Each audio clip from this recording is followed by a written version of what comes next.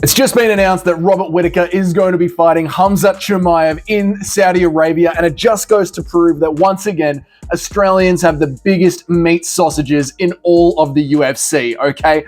So that fight just got announced. We are going to be talking about it because not a single person on MMA YouTube saw this one coming, and it just goes once more to show that Australians are the ones that are willing to flop it out and prove just how tough they are. In this video, we are going to be ranking all the major countries in the UFC and looking at the size of their love sticks based on the competition that they have been facing and the opponents that they are willing to take on, and proving that Australians are the one packing the most heat when it comes to the best combat sport in the world, MMA in the UFC. First of all, Robert Whittaker versus Khamzat Chimaev, okay? Now, I know there's going to be people out there saying that Khamzat Chimaev has lost his aura, okay? I know there's going to be certain YouTubers that have made videos saying that the hype is gone, but that's all just excuses, right? I know that they'll say that Khamzat Chimaev pretty much lost to Kamaru Usman, who's done on 11 days' notice with no knees, and then he was pushed to the limit by Gilbert Burns. This is all just nonsense, okay? Khamzat Chimaev is still one of the most feared fighters on the UFC roster. He can smash anybody, brother. Just ask him. He smashed them all, brother. Nobody wants that fight, okay? Except for an Aussie who's going to show just how big Australians are, and I'm not talking about the size of the country. You've got other people in the UFC. Other people and fighters are just, they're too scared to say their name. You know, they shy away from their names. Matchups that nobody wants. Shavkat Rakhmonov. And there's two people in the entire MMA world who can call out Shavkat Rakhmonov. One of them is Laura Sanko. But the other one is an Aussie, mate. Jack Della Maddalena. He doesn't care. He's already got his face smashed in just by default. He might as well push on. Now, you could say, right, that Jack Della Maddalena is in a stacked division, and he's only calling out Shavkat Rakhmonov to make sure that he gets his title shot. But that's just excuse making, okay? JDM is doing it because he can see that he's the only one in the entire UFC that has the potato sack to get in there and call out Shavkat Rakhmonov. Jack Della Maddalena's pipeline is so big, they say that he's got 3 legs, right? Even when he's fighting Gilbert Burns with a broken arm and Gilbert Burns is on top of him the entire time, it doesn't matter. He can scramble out of those positions because he's got an extra leg, mate. He's got 3 legs, son. Then there's Alexander Volkov, right? Undersized, under-brain-celled, but undoubtedly one of the GOATs, one of the best to ever do it, right? Brian Ortega can have you in the nastiest guillotine you have ever seen. 9 out of 10 people would tap to that guillotine, but Alexander Volkanovski, from bottom position, just rubs his cup onto the belly of Brian Ortega and says, "You feel that, mate? You feel that? Just a little bit?" and chads his way out of it and truly becomes someone who is willing to fight anybody, anywhere, anytime. He went up against someone who is now the #1 pound-for-pound fighter in the world on 11 days' notice, with his arms still in a sling pretty much. And he just said, "No problem, mate. Line him up. I'll knock him down. I can do it." Now, yes, okay, it didn't go to plan. It didn't go to plan, fine. But it just goes to prove the size of the sausage that Alexander Volkanovski is cooking with. Jack Jenkins, Aussie, legend, can't go into a octagon, whether it's the UFC or Eternal, cannot go into an MMA fight without breaking somebody's bones. He'll break the opponent's legs, he'll break his own bones on the elbows. Jack Jenkins is so good at MMA that even when he loses a fight, the judges give it to him and he wins a fight. Massive set of footballs on him, right? Mark Hunt, Australian. Who else would have the sheer, raw, girthy testosterone-ness to fight a fully roided up Brock Lesnar? And not only a fully roided up Brock Lesnar and fight him, but then take his pitiful, meager UFC earnings, all of his family's wealth, and then go and try and sue the UFC as well to ensure the poverty of his family for years to come. He was never winning that lawsuit, but he doesn't care, mate. He doesn't care. He unzips, he says, "Line him up, I'll knock him down. I'll take them all on. I'll sue the UFC. I'll fight a roided up Brock Lesnar." No one else would do that. No one else but an Aussie. You just can't compare the resume of the Australians. I might be biased, but whatever. You can't compare the resume of the Australians to any other country in the UFC, right? Look at the Chinese in the UFC. Look at China's champion, Israel Adesanya. Came out in red shorts, Chinese energy, got absolutely dominated by Sean Strickland, right? And who, by the way, had his best performance ever wearing the Akubra, an Australian uniform, channeling his Australian energy. Had his best night ever, all because he had that Aussie energy in him. You've got the Brazilians.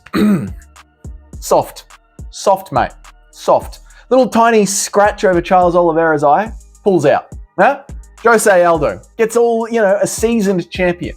Gets in his feelings over Conor McGregor. Overreacts, loses his belt, right? Glover Teixeira doesn't win his last fight. The entire crowd walks out. Soft Brazilians. Soft, tiny, little, minuscule, right? They invented Brazilian Jiu-Jitsu, the only combat sport where you can actually get into a fight without throwing a punch. Soft, too romantic, soft. You unzip and it's like looking at a slug. The English.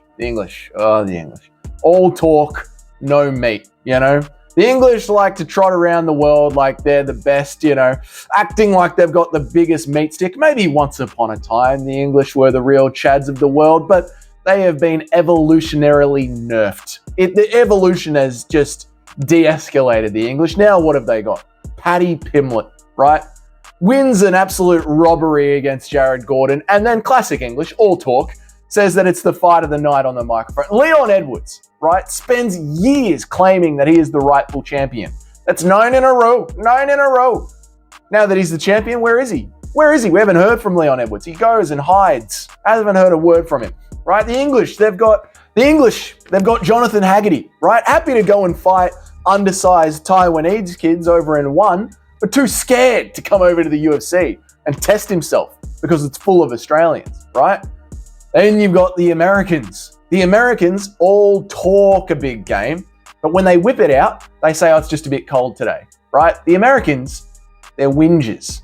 They're classic whingers. They whinge about absolutely everything if it's not going their way. They'll come into the game acting like the best. You know the type. Kevin Holland, right? Nate Diaz, big talkers, but when things don't go their way, they start to sook constantly. Kevin Holland, king of sooking.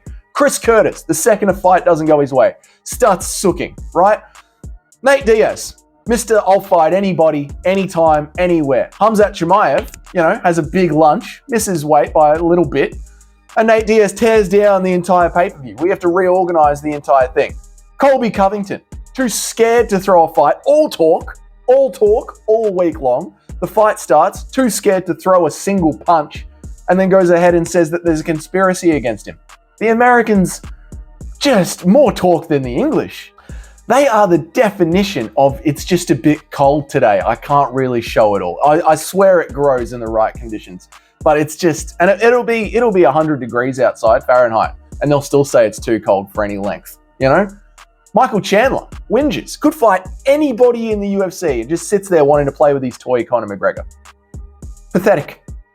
Then there's the Russians, right? Now the Russians, they split into two groups when it comes to MMA, right? One side of the Russians have the second biggest members in all of MMA, and I'm talking about the Sergei Pavloviches, the Piotr Yans, you know the type, right? But then there's the other sort of Russians, the wrestling ones, the wrestling Russians, the Khabibs, the Islam Makhachevs, and they are the kittens. They are the little children. They are the most scared, the non-warrior race in all of the UFC. Everything has to be absolutely perfect.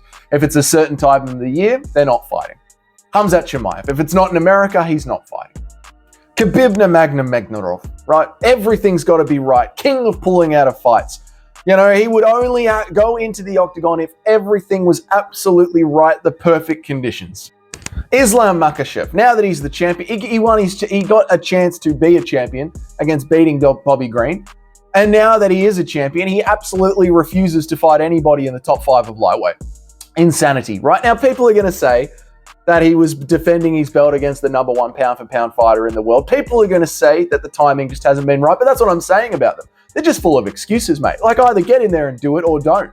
That's what an Australian would do. That's what being an Australian in the UFC is all about. That's why Australians have the biggest cocks in all of UFC.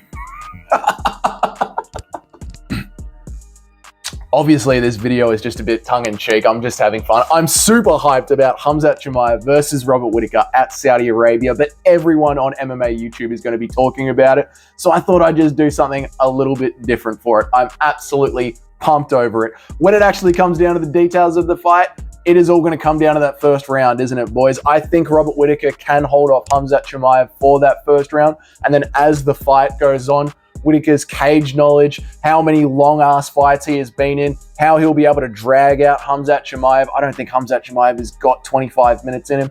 If Whittaker can get through that first round, I think Whittaker is going to handle Chimaev. It is going to be a classic Robert Whittaker decision over 5 rounds. It's going to be great. I can't wait for it. If you enjoyed this video, go ahead, hit that subscribe button. Let me know in the comments, why do you agree with me that Australians have got the biggest meat sticks in all of UFC? And of course, I will see you all in the next one.